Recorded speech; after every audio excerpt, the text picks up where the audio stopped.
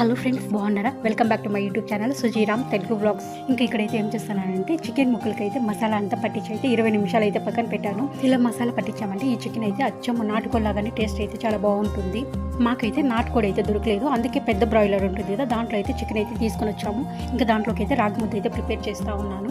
నా చిన్నప్పుడు అయితే రాగి ముద్ద చేయాలంటే మా అవ్వ అయితే అప్పటికప్పుడు అయితే రాగులు ఇసిరి దాని నుండి అయితే వచ్చిన పిండితో అయితే రాగి ముద్ద అయితే చేసేది. ఇందులో ఆయిల్ నేనైతే ఒక చుక్క కూడా వేయలేదు.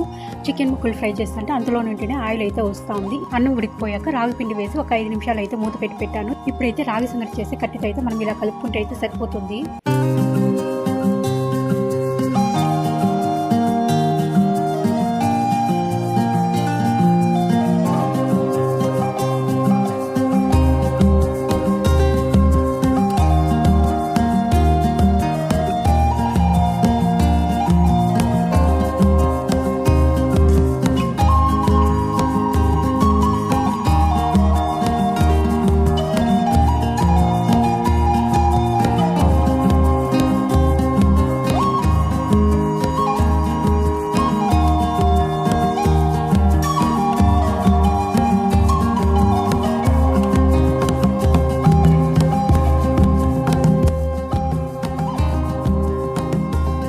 ఇంక ఇప్పుడైతే వేడి రాగి ముద్ద స్పైసీగా చికెన్ కర్రీ అయితే చేసేసాను.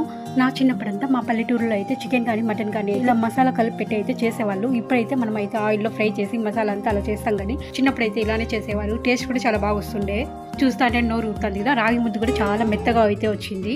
మనం చికెన్ కూరలకు కానీ మటన్ కూరలకు కానీ రాగి ముద్ద తినేటప్పుడు అయితే ఇలా మెత్తగానే ఉండాలి. కొంచెం గట్టిగా ఉండిందనుకో ఆ టేస్ట్ వేరేగా ఉంటుంది.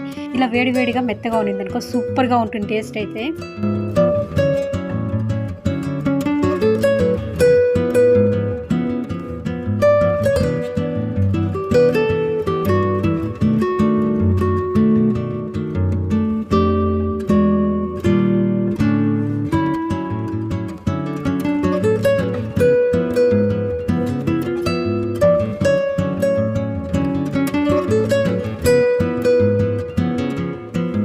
ఈ చికెన్ కర్రీ తింటా అంటే అసలు బ్రాయిలర్ కోడి లాగానే లేదు, నాటుకోడి లెక్కనే ఉంది. చాలా బాగుంది. ఈ కోడి కూరని అయితే మనం వేరే వాళ్ళకి పెట్టామనుకో వాళ్ళైతే నాటుకోడి కర్రీనే అనుకుంటారు, అసలు బ్రాయిలర్ కోడి అని వాళ్ళు ఎక్కడ కానీ గుర్తుపట్టలేదు. అంత బాగుంది. టేస్ట్ అలానే ఉంది, ముక్కలు కూడా అలానే ఉన్నాయి చూడడానికి. ఈ మధ్య కాలంలో అయితే చాలా మంది అయితే వంటలు చేయడంలో కానీ లేకుంటే ఆహారపు అలవాట్లలో కానీ పాత పద్ధతులను అయితే ఎక్కువగా పాటిస్తున్నారు. అంతేకాకుండా మట్టి కుండల్లో వంటలు చేసుకోవడం కానీ లేకుంటే కట్టెల పొయ్యి మీద ఎక్కువగా చేసుకోవడం కానీ, అంతేకాకుండా మట్టి కుండల్లో వాటర్ తాగడం కానీ ఆర్గానిక్ వ్యవసాయం చేయడం కానీ అంత పాత రోజుల్లోకైతే మళ్ళీ వెళ్తున్నారు. ఈ వీడియో మీకు నచ్చినట్లయితే please like, share, comment and subscribe చేయండి, మర్చిపోవద్దు.